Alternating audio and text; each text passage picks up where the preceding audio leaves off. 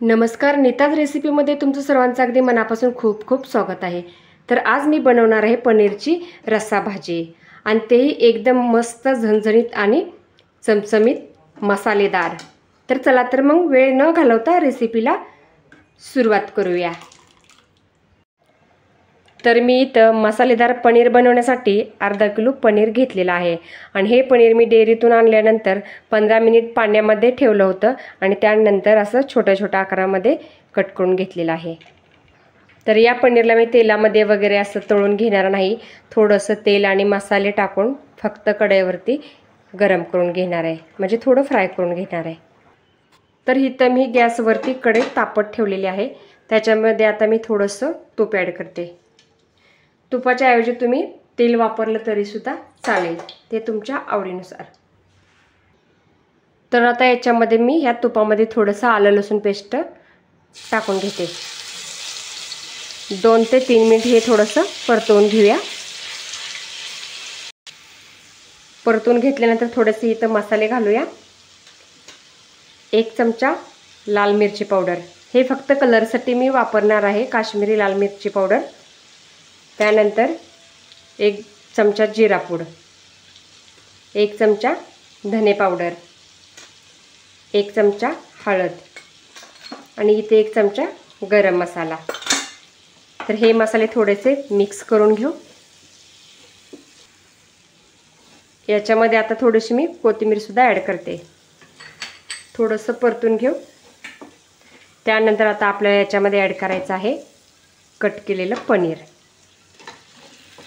तर हे पनीर ना तळण्यापेक्षा या पद्धतीने जर बनवलं ना तर खरंच खूप टेस्ट बनतं। तर हे पनीर आता आपण 1 मिनिटभर असं व्यवस्थित असं परतून घेऊया, म्हणजे सगळे मसाले या पनीरला लागतील। तर आता मिक्स करून हे पनीर मी व्यवस्थित असं 3 ते 4 मिनिट परतून घेतलं। तर आता मी गॅस बंद करते। तर पनीर बनवण्यासाठी लागणारे मसाले पाहूया। इथं मी अर्धी वाटी असं सुकं खोबरं घेतलेलं आहे, आलं लसूण पेस्ट, इथं मीडियम आकाराचे 5 कांदे कापून घेतलेले आहेत असे उभ्या साईजचे। तसंच इथं 3 टोमॅटो कापून घेतलेले आहेत, थोडीशी कोथिंबीर बारीक चिरून घेतलेली आहे आणि इथं थोडीशी कोथिंबीरची देठं घेतलेली आहेत। तर आपल्याला हा कांदा, खोबरं, टोमॅटो थोडंसं फ्राय करून घ्यायचं आहे। तर इथं मी गॅसवरती कढई ठेवलेली आहे, त्याच्यामध्ये थोडंसं अर्धी पळी तेल टाकून घेऊया आणि याच्यामध्ये सगळ्यात पहिलं आपल्याला आता हे खोबरं जे आहे ते थोडंसं फ्राय करून घ्यायचं आहे। तर हे खोबरं थोडंसं गोल्डन होईस्तोपर्यंत भाजून घ्यायचं आहे। तर आता हे खोबरं भाजून झालेलं आहे, मी एका प्लेटमध्ये काढून घेते। आणि तसंच आता इथं हा उभा चिरलेला कांदा आपल्याला याच्यामध्ये भाजून घ्यायचा आहे। तर या कांद्याला सुद्धा गोल्डन आकार येईस्तोपर्यंत मस्त असं भाजायचं आहे। तर इथं कांदा थोडासा ब्राऊन कलरचा झालेला आहे, याच्यामध्ये आता मी हे टोमॅटो सुद्धा कट केलेलं ॲड करून त्या टोमॅटोला सुद्धा 2 ते 3 मिनिट असं व्यवस्थित परतून घ्यायचं आहे। तर आता हे कांदा आणि टोमॅटो व्यवस्थित असं मी लाल रंगावरती भाजून घेतलेलं आहे। तर आता हे मी एका जाळीवरती काढून थंड करून घेणार आहे। तर हे आता थोडं 5 मिनिटभर थंड करायला ठेवून देऊया।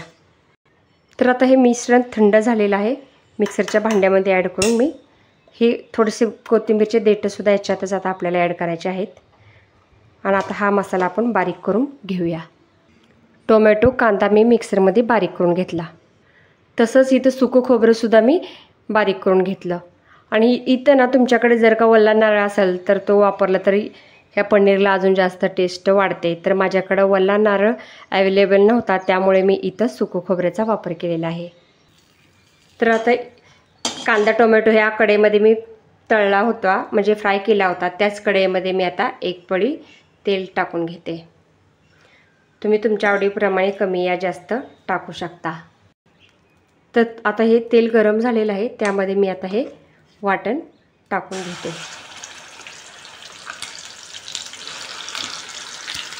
हे वाटण टाकल्यानंतर याच्यामध्येच मी आता हे आलं लसूण पेस्टसुद्धा टाकून घेते आणि तसंच थोडीशी बारीक चिरलेली कोथिंबीरसुद्धा। तर आता आपल्याला हे व्यवस्थित असं 2 ते 3 मिनिट परतून घ्यायचं आहे। तर याच्यामध्ये मी आताच चवीपुरतं मीठसुद्धा ॲड करत आहे, म्हणजे मीठ टाकल्यानंतर आपले हे मसाले थोडे लवकर भाजून निघतील. तर इथं मी घेतलेला आहे एव्हरेस्टचा पनीर मसाला. तर हे सुद्धा मी आता याच्यामध्ये ॲड करते, म्हणजे आपल्या ह्या मसाल्यामध्ये व्यवस्थित भाजून निघेल. तर तसंच इथं मी हे 2 चमचे चटणी घेतलेली आहे. तर ह्याला कोण कोण कांदा लसूण मसाला म्हणतं, किंवा कोण काळं तिखट म्हणतं, किंवा कोण घरगुती मसाला म्हणतात. तर आम्ही याला चटणी म्हणतो. तर तुम्ही काय म्हणता ते देखील मला कमेंट बॉक्समध्ये नक्कीच सांगा. तर आता हे ॲड करून थोडंसं 2 मिनिटभर परतून घेऊया.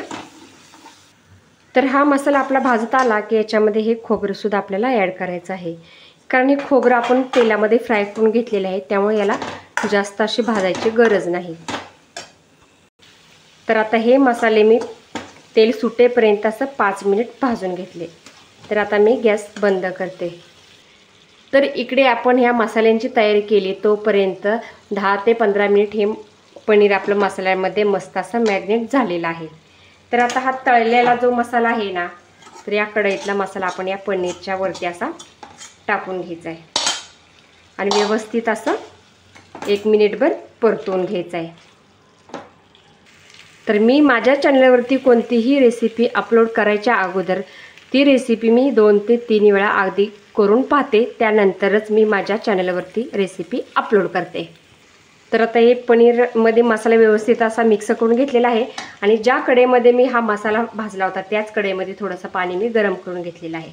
तर तुम्ही तुमच्या आवडीनुसार कमी या जास्त पाणी ॲड करू शकता. थोडंसं कोमटच करून घ्यायचं आहे पाणी. या भाजीमध्ये आपल्याला थंड पाण्याचा वापर करायचा नाही. तर ही पनीरची भाजी मी थोडीशी पातळच बनवणार आहे, म्हणजे कसं भातासोबत आणि चपातीसोबत वगैरे व्यवस्थित अशी पोटभर खाता येते. तर आता या पनीरच्या भाजीला गॅस मिडियम करून 2 मिनिट असं शिजवून द्यायचे. तर आता हे पनीरची भाजी आपली बनवून तयार झालेली आहे. आता मी गॅस बंद करून घेते. आता याच्यामध्ये गॅस बंद करून मी थोडीशी बारीक चिरलेली कोथिंबीर ॲड करते. मिक्स करून घेऊया. तर आता खाण्यासाठी आपण ही पनीरची भाजी एका प्लेटमध्ये सर्व करूया. तर ही पनीरची भाजी तुम्ही चपातीसोबत सुद्धा खाऊ शकता, किंवा ह्या रोटीसोबतही खाऊ शकता, किंवा भातासोबतही खाऊ शकता. तर आता इथं आपली ही प्लेट तयार करून झालेली आहे. तर हे पहा, खरंच दिसायला सुद्धा खूपच सुंदर दिसत आहे. तुम्ही बघू शकता, हे पहा. तर खरंच तुम्ही सुद्धा एकदा बनवायला नक्कीच ट्राय करा. एकदा जर बनवून खाल ना, तर खरंच सारखं सारखं बनवून खावंसं वाटेल. तुम्हाला जर काही माझी रेसिपी पूर्ण बघितल्यानंतर आवडली असेल तर माझ्या चॅनलला लाईक करा, जास्तीत जास्त शेअर करा आणि बेल आयकॉनवरती क्लिक करा. तर माझी ही पूर्ण रेसिपी पाहिल्याबद्दल धन्यवाद. मग चला तर नंतर भेटूया अशाच एखाद्या नवीन रेसिपीसोबत. तोपर्यंत नमस्कार.